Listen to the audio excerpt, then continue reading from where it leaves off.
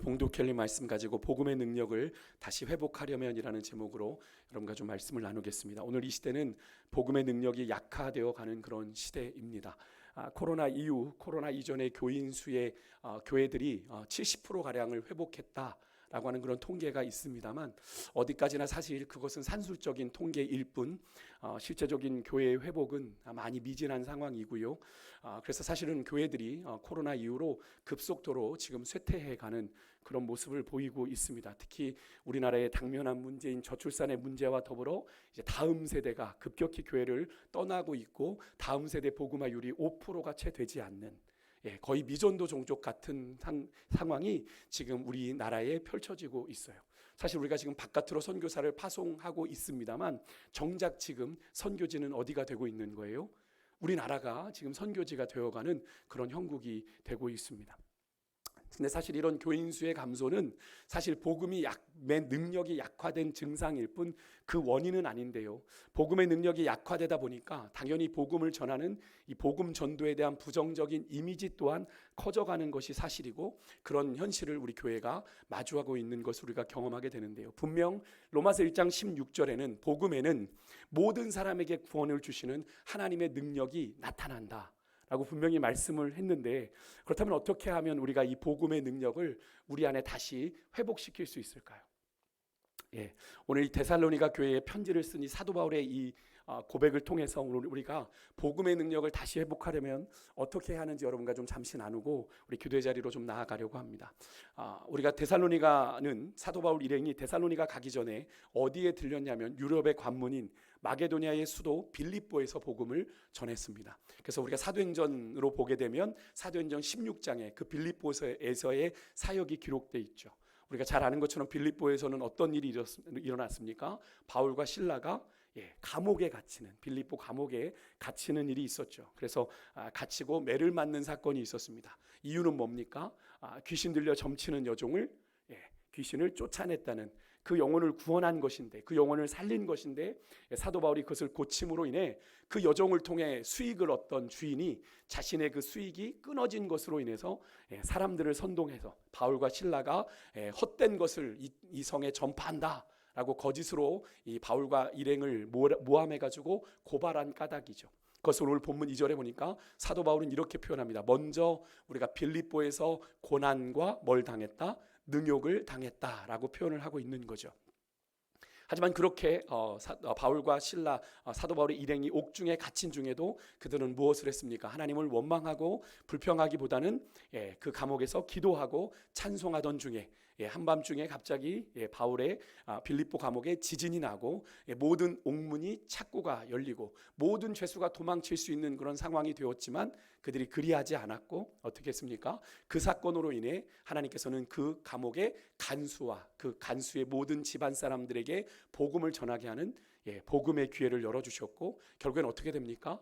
그 간수와 그의 온 집안에 구원의 기쁨이 임하게 되는 것을 우리가 사도행전을 통해서 보게 되는데요. 그렇게 사도 바울 일행은 그렇게 고난의 흔적, 빌립보 감옥에서 그렇게 얻어맞고 고난을 당했던 흔적을 고스란히 몸에 간직한 채 사도행전 17장에 보니까 그들이 데살로니가로 들어가게 되는 것을 우리가 보게 됩니다. 사도행전 17장 1절에 보니까 사도 바울이 데살로니가에 이르니 이렇게 기록되어 있어요. 유대인의 회당이 거기에 있는지라, 이렇게 기록이 되어 있습니다.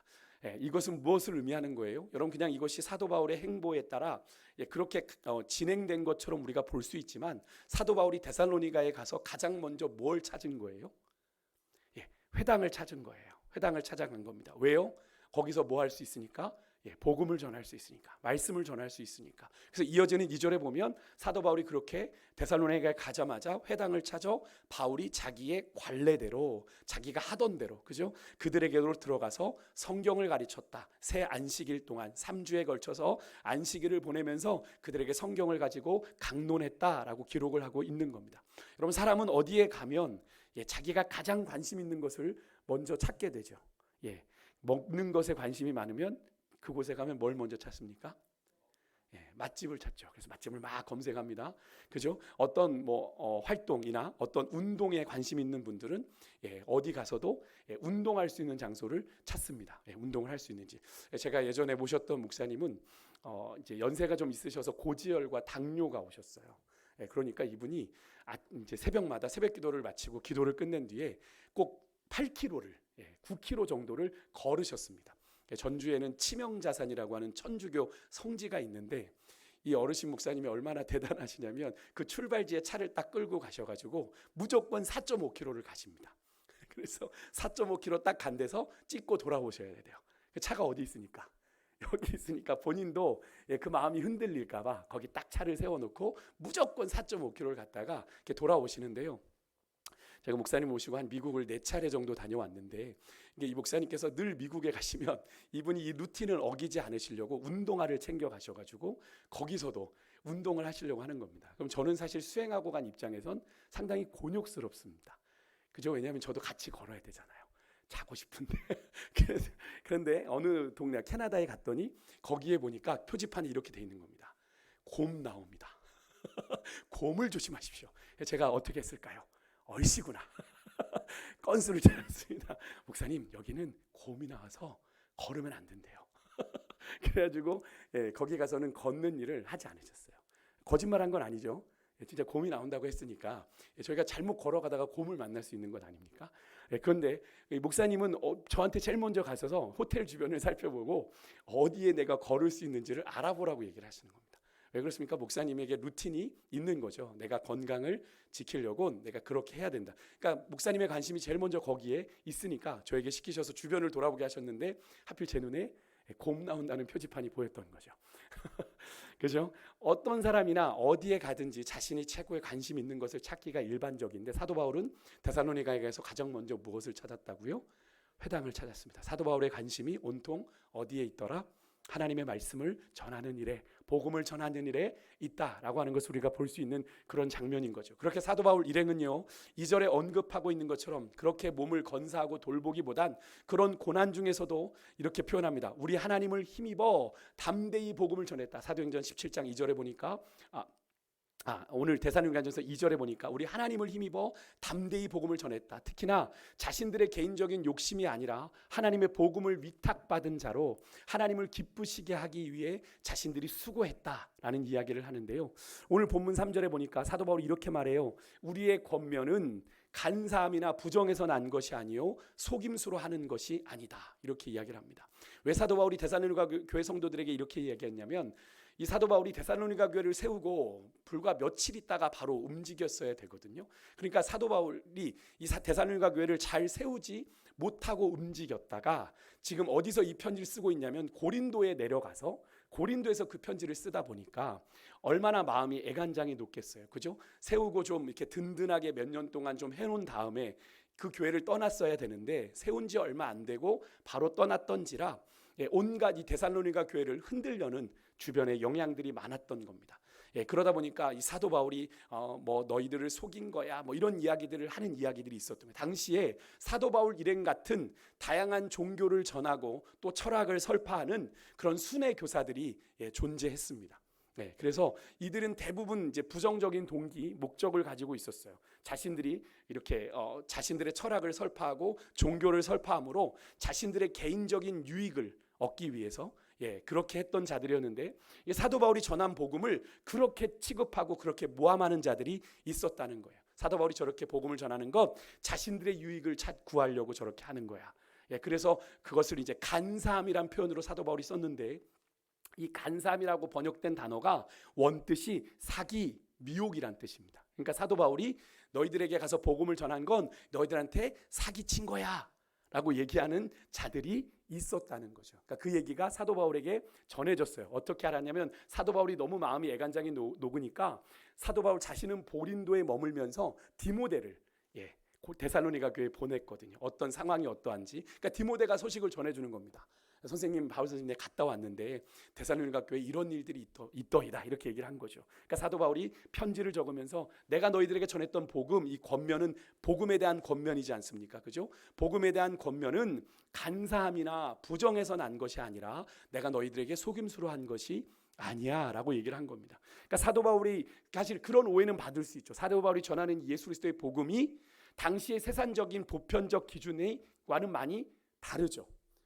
그렇지 않습니까? 예수님의 산상수훈이 그 당시의 세상적인 가치와 많이 맞았나요?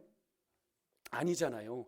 원수는 갚아야 되고, 그죠? 맞으면 때려야 되는데 예수님은 그렇게 하지 말라고 하셨으니까 원수까지도 사랑하라는 그 예수님의 가르침이 사도 바울을 통해서 복음으로 전해졌을 텐데 그것이 세상이 금방 용납할 수 있는 가르침일 수가 없는 거죠. 그러니까 그런 오해도 받고 비난도 받았는데 사도 바울은 그렇지 않다. 내가 너희들을 속이려고 한 것이 아니다라고 사도 바울은 자신의 입장을 이야기하는 겁니다. 그러면서 3절과 4절이 이렇게 말해요. 우리의 권면은 간사함이나 부정이나 속임수로함이 아니라 오직 내가 하나님께 옳게 여기심을 입어, 다른 말로 하나님의 인정을 받아 내가 그 예수 그리스도의 복음을 위탁받았기에, 위탁받았기에, 내 것을 이야기하는 것이 아니라 예수 그리스도의 복음을 내가 위탁받았기에 우리는 사람을 기쁘게 함이 아니라 오직 우리의 마음을 감찰하시는 하나님을 기쁘시게 하고자 내가 수고한다라고 이야기를 합니다. 참 저는 이 사도 바울의 고백을 보면서 우리의 삶이 정말 이래야 되는데, 그렇지 않습니까? 사람을 기쁘게 하는 삶이 아니라 우리도 사도 바울처럼, 그죠? 복음을 위탁받은 자들이잖아요. 먼저 복음을 우리가 받았다는 건 그 복음을 우리로 전하라고 우리에게 복음을 맡기신 거잖아요. 그런데 우리는 그렇게 살아가지 않을 때가 많잖아요. 여기서 사도 바울 일행은 자신들이 하나님으로부터 복음을 위탁받은 종들이다 라는 걸 분명히 고백하면서 자신들을 그 복음의 위탁자로 부르신 내가 그 하나님의 목적을 온전히 이루어야 되는 자들로, 자신들은 사람의 환심사고 그런 자신들의 이기적인 욕심을 이루는데 우리 사역의 목적이 있지 않다. 그럴 이유가 없다. 그들을 인정하셔서, 이 사도 바울 일행을 인정하셔서 부르시고 복음을 위탁해 주신 하나님을 기쁘시게 하는 데만 우리의 관심이 있어 얘들아. 데살로니가 교회 성도들에게 그렇게 편지를 보낸 겁니다. 그래서 사도 바울은 하나님이 그들과 늘 동행하시고 늘 감찰하고 계시다고 믿는 그런 청지기 인식을 분명히 가지고 있었어요. 그래서 그들은 말로만 복음을 전하는 것이 아니라 사도 바울 일행은 삶으로 그 복음을 증명해 내려고 아주 애를 썼는데, 오늘 본문 10절에 사도 바울이 이런 이야기를 합니다. 우리 10절 말씀 같이 한번 읽어볼게요. 같이 했습니다. 시작. 우리가 너희 믿는 자들을 행하여 어떻게 거룩하고 옳고 흠없이 행하였는지에 대하여 너희가 증인이요 하나님도 그러하시도다. 아멘. 여러분, 너무나 중요한 겁니다. 사도 바울 일행이 복음을 말로만 전한 게 아니에요. 그죠? 어떻게 거룩하고 옳고 흠없이 그 복음 앞에서 그들이 행했는지, 자, 데살로니가 교회 성도들 너희가 이 일의 증인이고 하나님도 그러하시다라고 얘기할 정도로 사도 바울 일행은 그렇게 복음을 자신들의 욕심이 아니라 하나님을 기쁘시게 하는 일에 헌신하며 전했다라는 거죠. 여기서 우리가 복음의 능력을 다시 회복하는 첫 번째 원리를 우리가 깨닫게 되는데, 그것은 바로 여러분 잘 아시는 거예요. 말과 행위가 일치해야 됩니다. 믿음과 삶이 일치해야 되는 거예요. 삶이 뒷받침되는 말에 여러분 권위가 있는 거죠. 백날 이야기하는데 다 그 사람은 그렇게 살지 않아요. 그럼 그 말이 권위가 있겠습니까? 그죠?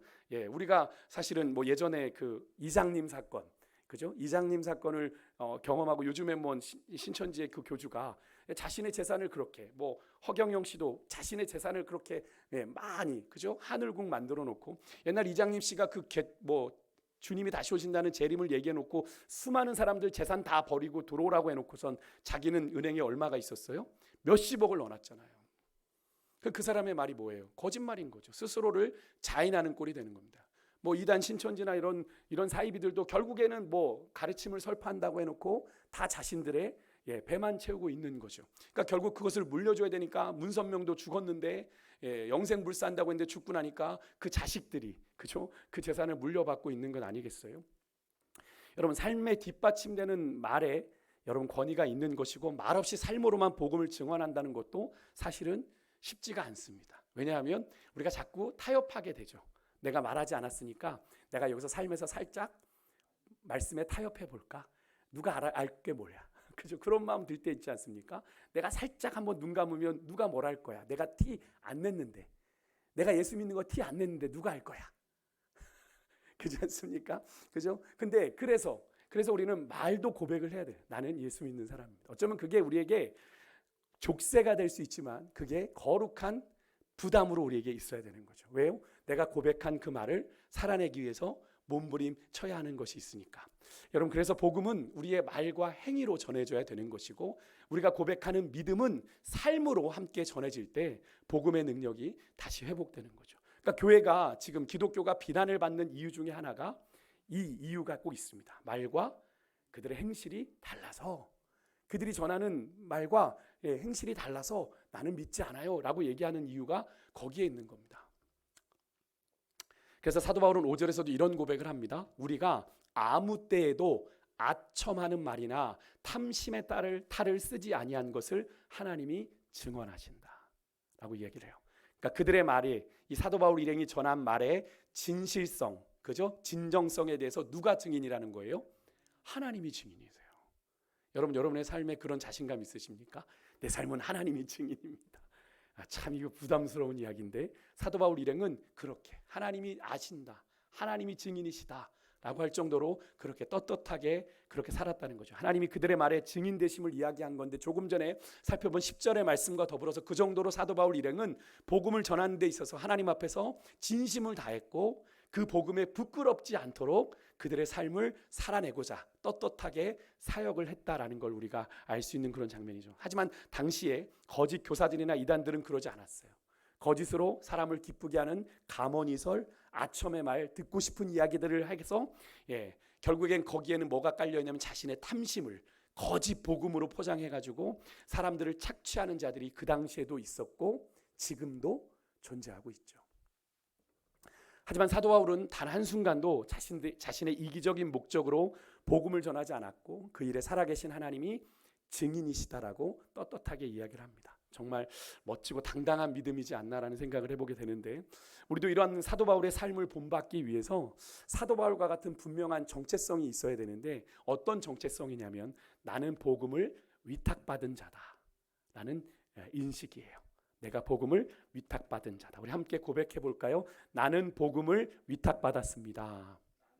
복음을 위탁받았습니다. 우리가 먼저 복음을 받아야 돼요. 위탁 경영한다고 그러잖아요. 그죠? 어떤 우리가 기관을 위탁받아 경영한다고 했을 때, 뭐 교회들이 뭐 어떤 복지관을 위탁받아 경영한다고 했을 때, 그죠? 어떤 그것을 위탁해 준 그 사람들의 방침에 따라 그것을 운영해야지 우리 마음대로 운영해서는 위탁권을 빼앗기게 되는 거잖아요. 그러니까 마찬가지죠. 복음을 위탁받았다는 건 그 복음을 복음되게 하신 주님의 뜻을 온전히 따라갈 때, 그죠? 그 복음을 우리가 위탁받은 자로 사명을 감당할 수 있다라고 하는 것을 사도 바울이 고백을 하는 겁니다. 내가 복음을 위탁받은 자로 그 복음을 내게 맡기신 하나님 앞에서 내가 조금도 부끄러움 없이 복음의 사명을 감당했다라는 이야기를 하고 있는 건데요. 여러분, 그것을 우리가 좀 깨달아야죠. 그러니까 내 말은 그냥 내 말이 아닌 거예요. 내 삶의 모습은 그냥 내 삶이 아닌 거예요. 뭘 드러내는 말이에요? 하나님을 드러내는 말이고, 우리의 삶은 하나님을 드러내는 삶이어야 되는 거죠. 근데 그것이 없으면 그냥 아무 말이나 내뱉고 아무 행동이나 하게 되는 거잖아요. 그러니까 세상 사람과 구별됨이 없어지게 되는 거죠. 여러분, 그럼에도 불구하고 우리가 참 많이 연약해요. 그죠? 이런 말씀을 나눌 때마다 내 삶은 참 모자란데, 부끄러운데, 하지만 그런 연약함에도 하나님께서는 우리에게 그런 귀한 복음을 위탁하셨다라는 것, 우리가 그것을 기억하고 우리가 그렇게 맡기신 주님의 뜻에 합당하게 부끄러움이 없는 자로 살아가는 여러분과 제가 될 수 있기를 주님으로 축복합니다. 근데 우리가 깨달아야 되죠. 내가 복음을 위탁받은 자다. 하나님이 내게 복음을 먼저 맡기셨다. 나만 누리로 끝나는 것이 아니라 이 복음을 나누는 자로 나를 부르셨다라는 걸 먼저 깨달아야 되고요. 두 번째는 다음으로 복음의 능력을 다시 회복하기 위해선 우리가 복음을 전하는 태도인데요. 사도 바울은 오늘 자신이 가지고 있는 신분, 뭐 사내들인 공회원이고 뭐 자신이 로마 시민권 이런 걸로 복음을 전하려 하지 않았고요. 6절에 보니까 사도 바울은 데살로니가 교회 성도들에게나 이 성도들에게만이 아니라 다른 곳에서도 사람에게서 자기가 영광을 구하지 않았다. 그리고 우리가 그리스도의 사도로 얼마든지 내가 권위를 주장하고 너희들에게 대접을 받을 수 있지만 그렇게 내가 하지 않았다라고 얘기를 합니다. 사도 바울은 어떻게든 복음을 전한다는 이유로 누군가에게 폐를 끼치거나 누군가에게 대접을 받으려는 데 목적을 갖지 않았다라는 거예요.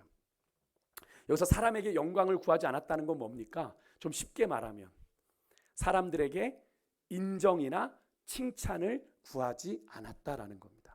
그러니까 사도 바울 일행에게는 사람들의 칭찬이나 인정이 중요하지 않았습니다. 왜요? 그들은 오직 누구만 인정해 주시면, 하나님만 인정해 주시면 족한 그런 삶이었기 때문에 그렇습니다. 메슬로우라고 하는 심리학자가 있는데요.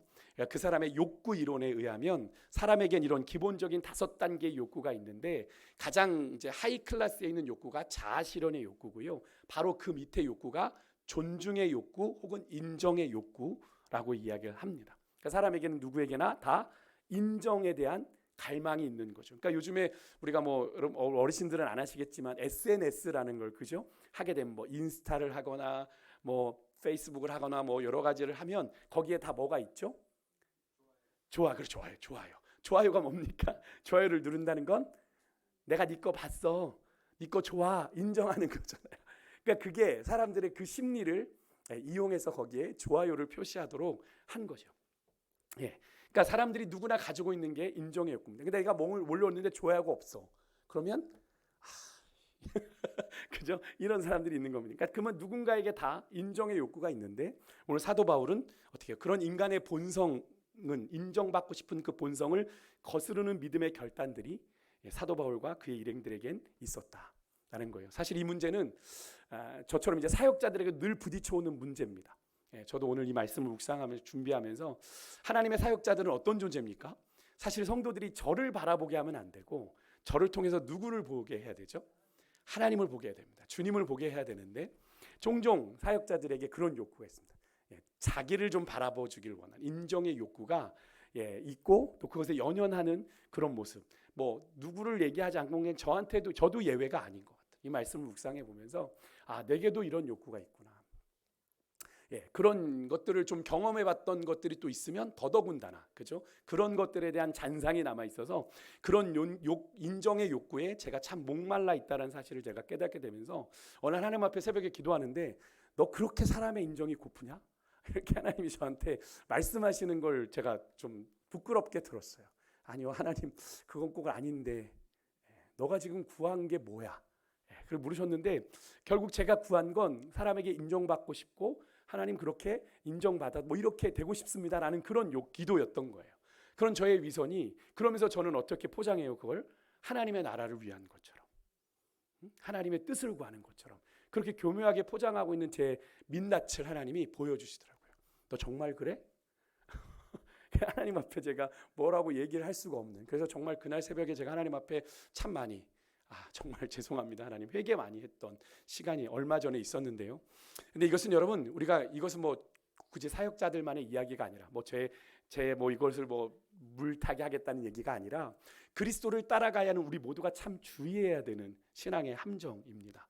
우리가 교회에서 신앙생활 할 때 그런 거 있잖아요. 우리가 뭔가 봉사를 하고 또 섬김의 자리 나아가기 시작하면 우리 안에 뭐가 있어야 돼? 뭐가 생겨요? 알아줬으면 좋겠다. 그죠? 인정해줬으면 좋겠다. 또 한마디 해줬으면 좋겠다. 우리가 그렇지 찬양은 그렇게 하잖아요. 주님만 기억하시면 족하리 이렇게 찬양은 참 잘하는데 그죠? 그렇지 않은 것이 우리 안에 불쑥불쑥 일어나는 것을 우리가 참 많이 경험하게 되지 않습니까? 그래서 오늘 이 시간 우리가 그렇게 인정해 주길 바라는 욕구 그리고 우리가 마땅히 누려야 될 권리를 주장하는 그런 마음들이 좀 주님 앞에서 온전히 내려놔질 수 있었으면 좋겠다. 주님을 기쁘시게 하기 위한 거라면 그런 내 권리도 내 주장도 내려놓을 수 있는 그런 욕구도 내려놓을 수 있는 그래서 우리 주님만을 좀 향한 기대와 소망으로만 이 시간에 우리 안에 좀 충만해지는 그런 시간이었으면 좋겠습니다. 그래서 주님이 괜찮아 내가 너 인정하잖아 다른 사람이 몰라줘도 내가 너 인정하잖아 그거면 충분한 그런 인생이었으면 좋겠습니다. 우리가 그렇게 나아갈 수 있길 소망하고요. 사도 바울은 그렇게 사람들에게 인정을 구하지 않았고 그들이 복음을 전하는 일에 어떤 자가 되었다라고 얘기하냐면 이 표현을 제가 이번에 좀 집중해 보게 됐는데 유순한 자가 되었다라는 표현이에요. 유순한 자. 그러면서 뒤에 이런 표현이 나오죠. 유모가 자기 자녀를 기르는 마음으로 자기들이 복음을 전할 뿐 아니라 자기 목숨까지도 주고자 하는 마음으로 주의 복음을 전했다라고 하는 구절이 나오는데요. 여기서 유순한 자라는 표현이 여러분 어떤 것 같으세요? 우리가 이제 유순한 자라고 하는 이 표현에 우리가 좀 집중하지 않게 되는 건 뒤에 이제 바로 그런 표현이 나오니까 유모가 자기 자녀를 기름같이 그런 마음이구나라고 이렇게 우리가 생각하게 되는데 여기서 유순함이란 오직 순수한 사랑으로만 행하는 것을 말합니다. 오직 순수한 사랑으로요. 다른 대가도 바라지 않고 그죠? 유모가 자기 자녀를 기를 때 그렇게 하지 않습니까? 다 오로지 모든 관심과 사랑을 쏟잖아요. 근데 그 의미가 여기엔 좀 구체적으로 세부적으로 담겨 있어요. 섬기는 것 당연히 있고요. 되게 사려 깊게 살피는 겁니다. 그리고 다른 사람의 필요를 채워줍니다. 그리고 다른 사람과 대화할 시간을 내고요. 기꺼이 또 배우려고 하는 태도를 말해요. 이것이 뒤에 이제 유모란 표현이 나오니까 이런 유순한 태도는 뭔가 여성에게만 필요한 성품인가? 라고 생각할 수 있는데 그렇지 않습니다. 이것은 남성에게도 여성에게도 모두 필요한 본질적인 성품이에요. 그러니까 사도 바울이 이런 유순한 마음으로 데살로니가 교회 성도들에게 복음을 전했기 때문에 오로지 자신을 다 내어주는 예수님처럼, 그죠? 목숨까지도 그들에게 내어주는 걸 기뻐할 정도로 그런 마음으로 그들에게 복음을 전했다라고 사도 바울은 이야기합니다. 그러니까 사도 바울의 일행의 이 유순한 모습은 뒤에 이어지는 설명이 보충하듯이 유모가 자기 자녀의 눈높이에 맞춰서 사랑을 베풀어 주는 것처럼, 그죠? 여러분, 유모가 자기 기준에 맞춰서 아이를 돌보면 어떻게 됩니까? 요즘 우리가 가끔 CCTV로 경악하게 되는 장면들을 보게 되는 것. 뭐 놀이방 같은 데 아이를 맡겼더니 아이를 막 자기 기분대로 막 패대기 치고, 그죠? 아이를 막 던지고 이러는 건 자기 기준에 맞춘 거잖아요. 아이를 돌볼 때는 어떻게 해야 됩니까? 정성껏 아이가 연약하니까 조심스럽게 다루고 그렇게 해야 되는 게 맞는 거잖아요. 그죠? 근데 그것이 무너지니까 그런 일들이 벌어지는데, 여러분, 결국 유모가 자기 자녀의 눈높이에 맞춰서 사랑을 베풀어 주는 건 결국에는 여러분 예수님이 이 땅에 오셔서 우리에게 보여주신 성육신의 사랑과 비슷한 겁니다. 그러니까 예수님의 사랑을 제가, 성육신 하신 사랑을 제가 여러분들에게 그 단어로 좀 표현을 드렸는데 기억나십니까? 눈높이 사랑. 하나님의 사랑을 우리가 볼 수 없으니까, 잘 깨닫지 못하니까, 아무리 설명해도 우리는 알 수 없으니까 그 사랑을 우리 눈에 보여주신 게 뭡니까? 하나님이신 예수님이 비천한 인간의 몸을 입고 이 땅에 오셔서 자기를 내어주신 사건이 바로 성육신인 거잖아요. 그러니까 하나님의 사랑을 우리가 아무리 얘기해도 너무나 추상적으로 알아듣으니까 하나님께서 그 사랑을 우리에게 실체화해서 보여주신 게 성육신 사건이란 말이에요. 그러니까 사도 바울이 일행이 그렇게 데살로니가 교회 성도들에게 복음을 전하는 거죠. 그러니까 철저하게 그들이 모르면 모르는 대로 더 자세하게, 더 구체적으로 그들의 마음을 헤아리면서 그들이 뭘 이해를 못할까, 그들이 뭘 어려울까라는 것을 그들에게 세심하게 살피며 그들에게 복음이 전해지도록 그렇게 힘쓰고 애썼다. 생명을 다하기까지 그렇게 했다는 거죠. 여러분, 사람에 대한 진심을 다한 사랑이 그 사람을 향한 온전한 섬김과 헌신이 가능하게 합니다. 우리의 마음에 사랑이 없으면 우리가 섬기고 있어도 헌신해도 그것이 마음으로 다가오지 않습니다. 그죠? 마음은 마음을 비추거든요. 이 사람이 진심인지 아닌지는 솔직히 느낍니다, 서로가. 그죠? 그러니까 우리가 누군가를 온전하게 섬기지 못하고 헌신하지 못하는 것, 혹시 우리 안에 우리가 많이 노래하는데 자기의 유익을 구하지 않는 게 사랑이다라고 고린도전서 15절 13장 5절에 말씀하는데, 내 유익을 구하지 않는 이 사랑이 아직 모자라기 때문은 아닌가. 그러니까 자꾸 누군가를 섬기려고 하는데 자꾸 내 유익을 생각하면 어떻게 되겠어요? 자꾸 내 눈높이에서 그 사람을 바라보게 되니까 온전히 그 사람을 사랑할 수 없게 되는 거죠. 여러분, 온전한 사랑은 내가 그 사람의 눈높이가 되어줄 때, 그보다 낮은 자세가 되어질 때 온전한 섬김도 온전한 사랑도 가능한 거잖아요. 그래서 주님이 우리를 그렇게 사랑하시기 위해서 우리의 눈높이에 맞춰서 인간의 몸을 입고 이 땅에 오셨다니까요. 그럼 바라기는요, 우리가 이 복음의 능력을 회복하기 위해서 우리 모두가 사도 바울이 좀 그랬던 것처럼 우리가 복음을 전할 영혼들에 대해서, 우리가 말씀을 나누고 또 하나님을 전해야 될 그런 영혼들에 대해서 유순한 자가 되십시다. 그들을 섬기고 또 그들을 돌보고 그들의 필요를 좀 잘 채워주고 그들과 대화하는 시간도 진심으로 갖고 기꺼이 그들에게 또 뭔가 내가 모르는 것에 대해서 그래요 라고 기꺼이 배우고 들으려고 하는 그런 모습들, 우리가 그래서 진심을 다하는 순수한 사랑으로 영혼을 대하고 돌볼 때 그 영혼을 구원하는 은혜가 우리 가운데 있게 될 줄 믿습니다. 끝으로, 말과 행위로 전해진 복음은 역사하는 힘이 크죠. 데살로니가 교회 성도들은요, 그렇게 자신들에게 전해진 이 사도 바울의 복음의 메시지를 사람의 말이 아니라 무엇으로 받아들였습니까? 하나님의 말씀으로 받아들여요. 여러분, 말이 아니라 말씀으로 받으셔야 돼요. 여러분, 13절에 그 사실을 기록하죠. 우리 13절 말씀 다시 한번 읽어봅니다. 시작. 하나님에게 끊임없이 감사함은 너희가 우리에게 들은 바 하나님의 말씀을 받을 때에 사람의 말로 받지 아니하고 하나님의 말씀으로 받음이니 진실로 그러하도다. 이 말씀이 또한 너희 믿는 자 가운데에서 역사하느니라. 아멘. 여러분, 사람의 말이 아니라 하나님의 말씀으로 받는 것. 즉 이 말은 믿음으로 그 말씀을 받아야 된다는 거죠. 우리가 왜 수없이 말씀을 듣고 하는데 우리의 삶에 역사가 일어나지 않느냐? 여러분, 다른 데 있지 않아요.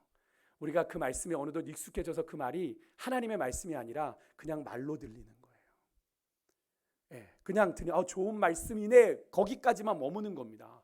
근데 그 말씀이 좋은 말씀이면 우리가 믿음으로 반응해야 되는 게 맞는 것이고, 믿음으로 받아들인다라고 하는 건 어떻게 해요? 그 믿음에 우리의 삶으로 반응한다라는 게 돼야 되는데, 더 이상 삶이 없는, 그래서 하루 종일 기독교 방송을 틀어놓는 사람들은 많아졌어요. 그 어느 때보다도 우리는 말씀의 홍수 속에 살아갑니다. 예전보다도. 한참 한국교회가 부흥하고 성장했을 70년대 80년대는 말씀을 듣지 못해서 어디 부흥회 열린다 그러면 다 쫓아갔잖아요. 그 동네가. 그죠? 복음을 들을 수가 없었으니까. 그런데 어느 튼 지금 뭐 기독교 방송이 4개 5개가 케이블 TV에서 나오는데, 그 말씀의 홍수 속에서 살아가는데 오히려 기독교인의 능력은 더 상쇄되어 복음의 능력이 오히려 더 사라져가는 이 현실, 왜 그런 걸까요? 다른 데 있지 않다고 생각합니다. 말로 듣는 거예요. 말로 듣는 거. 좋은 말씀이네. 어느덧 말씀을 내가 판단하고 있어요. 이거는 뭐 내가 아는 말씀. 알면 그렇게 살고 계십니까? 알면 너무나 잘하는 그 말, 내게 너무나 익숙한 말씀이 내 삶에 그렇게 익숙함으로 나타나 말씀이 능력으로 나타났습니까? 여기 보세요. 너희 믿는 자 가운데 이 말씀이 또한 역사하느니라. 근데 역사하지 않아요. 그건 뭐예요? 하나님의 말씀은 하나님의 말씀으로 받는 게 아니라 말로 듣는 거예요. 좋은 강연, 그건 초신자들이나 가능한 이야기죠. 초신자들은 강연으로 들을 수 있습니다. 그렇죠? 좋은 말씀이네. 이렇게 선한 일하고 나누고. 근데 믿음의 사람들은 그렇게 반응하면 안 되죠. 그죠? 믿는다라고 하는 건, 하나님의 말씀을 믿는다는 건 그 말씀을 내게 주시는 살아계신 하나님의 말씀으로 받는 겁니다. 그 말씀으로 받는다는 건 믿는다는 것이고, 그 믿는다는 건 우리가 삶으로 반응해야 돼요. 그래야 그 말씀의 역사가 믿는 자 가운데 역사함으로 나타나는 겁니다. 믿기만 하고 반응하지 않는데 어떻게 그 역사가 나타나겠어요? 여러분, 믿음은요, 지적인 동의가 아니에요. 그건 이해입니다. 이해. 그죠? 그건 이해예요. 여러분, 믿음은 지적인 동의에서만 머물면 그냥 이해만 한 것이고, 온전한 믿음은요, 믿음의 대상인 예수님을 온전히 따라가는 삶으로 이어질 때 그게 온전한 믿음이에요. 그래서 야고보서 2장 26절, 우리가 너무나 잘 아는 말씀 뭡니까? 행함이 없는 믿음은 죽은 거예요. 근데 여러분, 이것이 오늘 한국 교회 안에, 우리 안에 상쇄됐죠. 사라져 버렸어요. 그냥 교회 안에 있으면 적당히 묻어갈 것처럼. 여러분, 아니요. 여러분, 잘 보십시오. 교회 안에도 양과 염소가 있고 알곡과 가라지가 있어요. 교회 안에 있다고 다 구원받는 게 아니라는 거죠. 그럼 우리가 올바른 믿음을 붙잡아야 되는 것 아니겠습니까? 오늘 이 시대는 그런 시대예요. 행함이 없는 믿음은 죽은 거래요. 그러니까 주님이 나중에 주님, 내가 예배도 맨날 가고 그랬는데 하나님 나 모르세요? 나 너 도무지 모른다. 여러분, 믿음의 본을 삶에서 보이는 사람들이 있을 때 믿음은 더 이상 탁상 공론으로 끝나지 않고 많은 열매를 맺게 되는 거죠. 사실 오래된 이야기인데, 오래된 얘기여서 더 슬픕니다. 기독교인들이 물에 빠지면 뭐만 뜬다요? 왜 이렇게 잘하세요? 기독교인들이 물에 빠지면 뭐만 뜬대요? 입만 동동동 뜬대요. 말은 청산유수. 너무나 잘한대요. 근데 이 이야기가 아주 오래된 이야기예요. 이게 너무나 슬프지 않습니까? 그런데도 지금 그 오랜 세월이 흘렀는데도 우리의 모습이 변했더라, 안 변했더라? 많이 변하지 않았더라. 오히려 교회가 급속도로 쇠퇴하더라. 한국 교회만이 아니라 지금 미국 교회도 기하급수적으로 교회가 문을 닫는데요. 기사를 보니까 떴더라고요. 정말 내가 올 때의 주님이 믿음을 보겠느냐 하신 말씀이 흩은 이야기가 아니구나. 정말로 그때는 정말로 참 믿음의 사람을 예수님이 찾는 게 쉽지 않은 그런 시대가 오겠구나. 나는 그런 생각을 하게 되는데요. 여러분, 오늘 이 하나님의 말씀으로 받는 것, 그건 데살로니 교회 성도들에게만 적용되는 이야기가 아니고요. 먼저 말씀을 받은 우리들에게 동일하게 적용되는 이야기예요. 우리의 삶에 궁극적으로 그 말씀의 능력이, 복음을 위탁받은 자로 우리의 삶의 능력이, 복음의 능력이 나타나지 않는 이유가 바로 이거거든요. 하나님의 말씀을 묵상하고 읽기는 하는데 그 말씀이 우리의 믿음으로 능력으로 나타나지 않는 그것을 우리는 말로 듣는지 모르지만 말씀으로 받지 않아서 그래요. 여러분, 말씀 마치겠습니다. 오늘 우리는 복음의 능력을 상실한 시대를 살아갑니다. 그래서 그런 시대에 사도 바울이 오늘 이 데살로니가 교회 성도들에게 권면하는 말씀을 통해서 우리가 다시 어떻게 이 복음의 능력을 회복할 것인가를 여러분과 나누었는데, 첫 번째 뭐라고 말씀드렸어요? 말과 행위가, 믿음과 삶이 일치할 때 우리가 전하는 복음의 능력이 나타난다. 두 번째, 그것은 우리가 복음의 위탁자라는 걸 온전히 깨달을 때 우리가 그 사명을 감당할 수 있고, 두 번째는 복음을 전하는 자로서 우리가 가져야 되는 태도가 어떤 태도여야 된다? 유순한 자가 되어야 된다. 유순한 자라는 건 오직 순수한 사랑으로만 행하는 겁니다. 사력 있게 누군가를 섬기고 그 사람의 필요를 살피고 또 그 사람과 대화해주고 그 사람에게 맞춰주는 성육신적인 사랑을 우리가 실천할 때, 주님께서 우리에게 그렇게 말씀해 주셨던 것처럼, 우리에게 당신의 사랑을 드러내 보여주셨던 것처럼, 왜 몰라가 아니라 모르세요? 알 때까지 제가 그렇게 섬길게요. 알 때까지 내가 그렇게 사랑할게요. 그렇게 섬기는 것이 바로 유순한 자가 되어 주의 복음을 전하는 자의 삶이다라는 것. 마지막 세 번째는 하나님의 말씀을 사람의 말이 아니라 하나님의 말씀으로 우리가 온전히 받고 그렇게 삶으로 살아낼 때 복음의 능력이 우리의 삶에서 나타나게 되고 그 복음의 능력이 우리 주변으로 흘러가게 되는 줄 믿습니다. 여러분, 우리 요즘에 시대가 그런지 몰라도 지적인 동의는 많이 합니다. 그리스도인들이 하나님의 말씀에 그래 그렇지라고 지적인 동의. 근데 여러분, 믿음의 주에 온전케 하시는 예수님을 온전히 따라가는 삶으로 이어지지 않으면 여러분, 그 말씀에 그 믿음의 동의는 믿음의 동의라고 제가 표현했습니다. 그냥 이해는 거기에만 머무는 거예요. 근데 여러분, 믿음은 삶입니다. 믿음은 삶이에요. 여러분, 그것을 꼭 기억하셔야 됩니다. 그래서 이러한 삶이 먼저 복음을 받은 우리의 삶에 나타나 세상에 그것이 본이 되어질 때, 복음으로 사는 삶이 저거구나, 복음으로 사는 삶이 정말 저렇게 사는 삶이구나가 나타내어질 때 여러분, 복음의 능력이 나타나고 열매가 맺어지게 되겠죠. 제가 여러분이 모르는 말씀 오늘 나누지 않았는데요, 근데 우리의 삶과는 참 거리가 있습니다. 그죠? 우리가 언제까지 그냥 언젠간 되겠지가 아니라 우리가 정말로 이 맡기신 복음의 능력을 우리에게 귀한 걸 주셨는데 그것을 온전히 감당하기 위해서 우리가 오늘 이 세 가지를 좀 기억하고 그렇게 믿음 안에 나아갔으면 좋겠는데요. 우리가 찬송가 좀 같이 부르고 우리 같이 기도했으면 좋겠습니다. 우리